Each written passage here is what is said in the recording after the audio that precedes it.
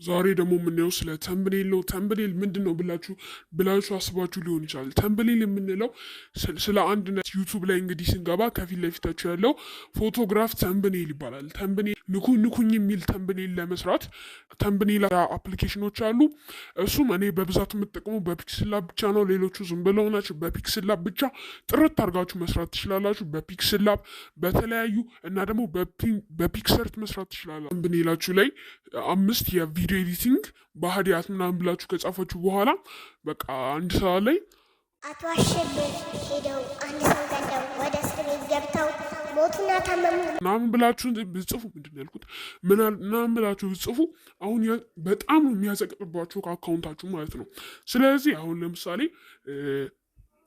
የካፕከት ማወቅ ያለባችሁ ነገሮች ምናምን ብላችሁ ስለ ካፕከት ማወቅ ያለባችሁ ነገር ከሰራችሁ ያ ነገር ያ ቪዲዮ በጣም ተወዳጅ ይሆንላችኋል። ማንም ይህም ደግሞ ብዙ ቪውስ እና ሰብስክራይብ ላይክም ያስገኝላችኋል።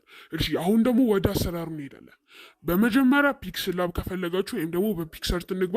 እኔ የሚመቸኝ ፒክሰርት ስለሆነ በፒክሰርት እንግባና አንድ ባክግራውንድ እናስገባለት። አሁን ለምሳሌ የታዋቂ በቃ እኔ አሁን ታዋቂ አይደለም፣ የእኔን ፎቶ ከማስገባ ሌላ ታዋቂ የሆነ ሰው ፎቶ ባስገባ ይሻላል። ስለዚህ አንድ ሰው ዝም ብሎ ፎቶ ለምሳሌ የማን ላስገባ?